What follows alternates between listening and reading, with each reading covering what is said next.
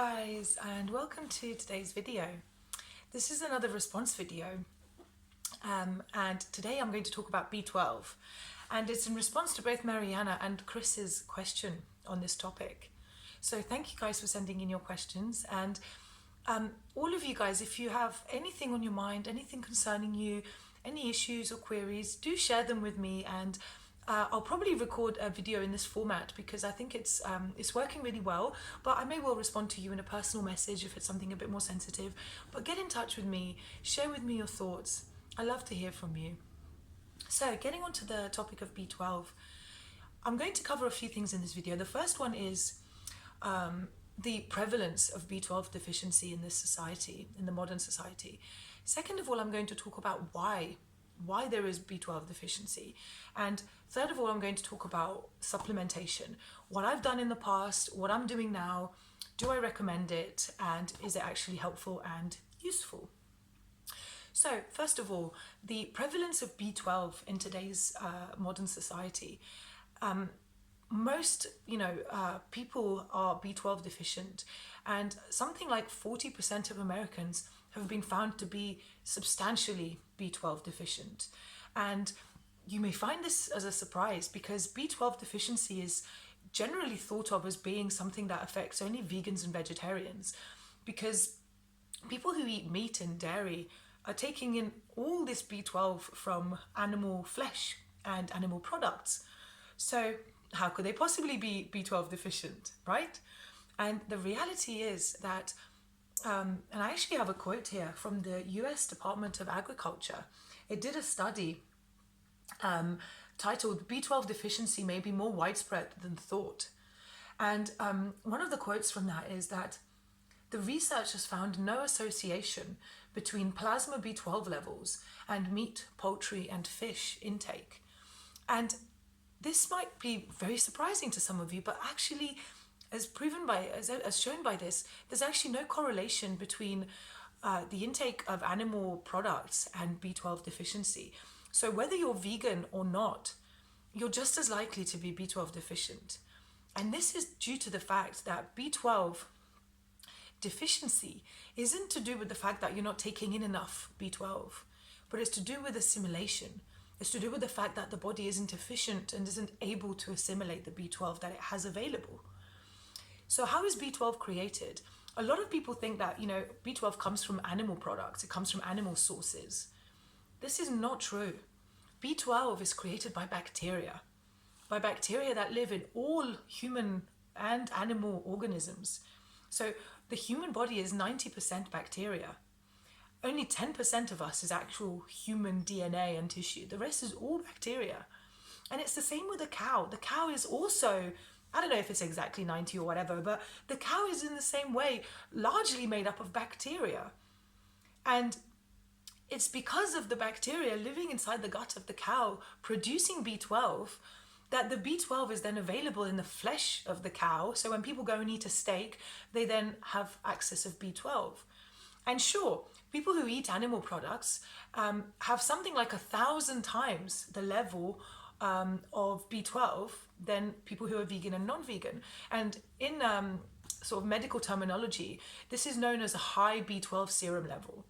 And this does not directly correlate to a clinical B12 deficiency. So just because you have a high level of B12 in your blood, this doesn't necessarily mean that you're actually going to be able to absorb that B12 into your cells. So there's no link between high serum B12 levels and low rates of clinical B12 deficiency, which you'd think would be the case if it was simply a matter of there isn't enough B12 in my body. But that's not what's happening here. So the fact that you can take in all this B12 and still be deficient demonstrates that it's to do with assimilation. And why are we not assimilating? We're not assimilating because the B12 producing bacteria that live inside our gut, they're being destroyed, and their environment is being made acidic, and bacteria don't respond very well to an acidic environment, well, particularly these kinds of B12 producing bacteria. So by eating a meat and dairy kind of protein diet, by consuming a lot of processed foods and stimulants, we're destroying the natural environment for these friendly B12 producing bacteria. And on top of it all, we have all of this mucoid plaque around our intestines, which are preventing the absorption of the B12, which is being produced in the gut. So what's important is that we start fasting, that we start eliminating this mucus, that we remove the obstructions which are making the body less efficient and unable to properly absorb B12. Because we produce more than enough B12 by ourselves. We don't need B12 from external sources. And sure, you can get it from external sources. You can get it from meat. You can get it from soil. You know, like I always highly recommend to people, if you're just eating an organic bit of fruit that you've just plucked straight off the vine or a berry or something, you don't need to wash it. Do all the animals in nature wash their food before they eat it? No, they don't. They just go ahead and eat it. And unless it's something that you can see is really muddy or dirty or has bird poo on it, just pluck a bit of tomato off the stem and enjoy. And on that, because there's a little bit of mud, a little bit of dust, perhaps small enough that you don't see it, but it's still there, you'll be eating some B12 from that. There's also B12 and all sorts of things, you know. So the problem isn't that we're not getting enough. We're not assimilating. And even on the folds of our tongue, there's bacteria that live in those little folds of our tongue. Just those bacteria produce enough B12 for us to have sufficient levels of B12. And that's ignoring all the other bacteria all over our body that is also producing B12. And now not all bacteria produces B12, but a lot of it does. A lot of the bacteria we carry does produce B12. So we easily produce at least 3 or 4 times the amount of B12 that the body would use. And yet we can't access it. And a big problem is happening with the livestock industry, where B12 is being fed to animals so that they can, because animals are also becoming B12 deficient, they're also not eating their species-specific diet. They're being fed pellets and all sorts of weird things. And because of this, they're becoming B12 deficient. And also there's a great kind of B12 deficiency amongst the general population. So they thought, hey, we'll feed B12, we'll put it in the, food for the livestock, and then it will kind of spread out into the population as the meat is eaten. However, they also pump these animals full of antibiotics. And, think about it. You're trying to encourage the cow to continue producing B12, and yet you're feeding her antibiotics, which are killing her gut biome. It makes no sense whatsoever. And it explains the kind of short-term thinking that a lot of these corporations, etc., are applying here.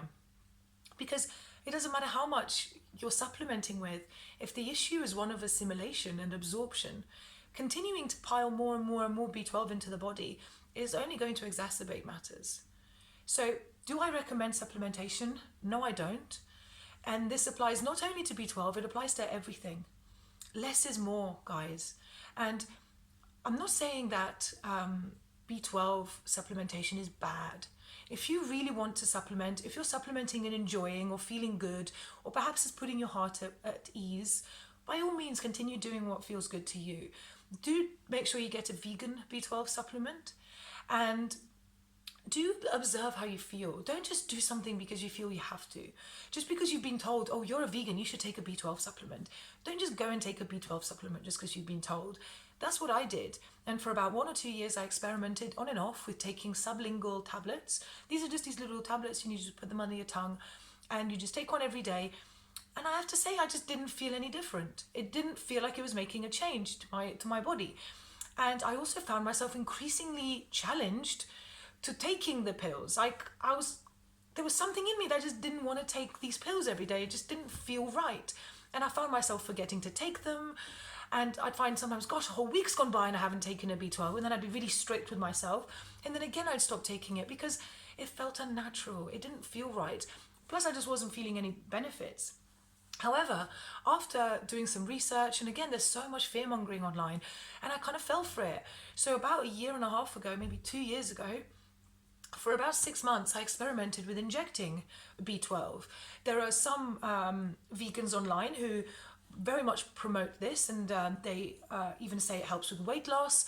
And at the time I was trying to lose a bit of excess weight, and I thought, this is it, this is the magic cure.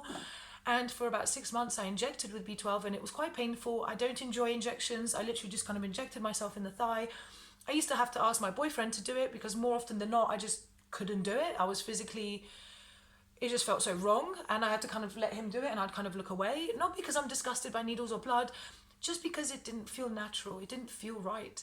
And after about 6 months, I stopped. Not because I'd read anything about it or, it just didn't feel right to me anymore. I just thought it just doesn't feel good, so I stopped, and I didn't feel any different. It's not like, oh gosh, the B12 injections have stopped and now I'm deficient. I didn't feel any deficiency. It's now been over 18 months, I think, since I last did an injection, approximately, maybe even longer, and I haven't missed them. I don't feel any symptoms of B12 deficiency, which, by the way, include things like dizziness, kind of foggy brain, struggle with memory recall, perhaps tingling in your extremities. I've not had any of these symptoms. And guys, B12 deficiency is something that, it's a serious thing because it can lead to a lot of complications. There are people who have even suffered, some brain damage. And, this is something serious. Don't just take my word for it. Do some research, do some reading. If you still have some questions after watching after the end of this video, let me know. Maybe, we can get a bit of a discussion going, or continue to do some research online, because there's a lot of fear-mongering and there's a lot of misinformation out there, and it's really difficult to see the wood for the trees sometimes and to know what's truth and what's propaganda. And, if you think about it, the meat and dairy industries have a hell of a lot to gain by making this B12 the kind of big anti-vegan kind of thing. It very rarely happens to me anymore. I hardly ever have people kind of challenging me now on my veganism, but it still occasionally happens on my public page. Particularly I did some posts recently about protein and about eggs, and these kinds of things really trigger people. And I got a lot of hatred, and a lot of the anti kind of vegan message is always around B12. Well, if vegans need to supplement B12, if the vegan diet isn't complete without B12 supplementation, then it's evident that it's not a natural diet. It's evident that we should be eating some animal products, because otherwise we're B12 deficient. And people aren't aware of the studies. They're not aware of the fact that actually, whether you're vegan or not, you're just as likely to be B12 deficient. And in my personal opinion, if anything, you're more likely to be B12 deficient if you eat meat, because you're more likely to be obstructed. Your body's more likely to be inefficient. If you're vegan, I'm not necessarily equating veganism with being healthy, because you could eat a very kind of junk food, vegan diet, high grains, high fat, etc. But relatively speaking, it's still healthier than your standard American diet. And most vegans do look after themselves. They do eat a lot of fresh fruits and vegetables. They do eat a lot of salads and juices and smoothies. They, more often than not, try to drink clean water. And these do make a difference. The more we do the correct kind of things, the more our body becomes efficient and aligned with its higher abilities. So really important, guys, that you just tune into your body and have a feel.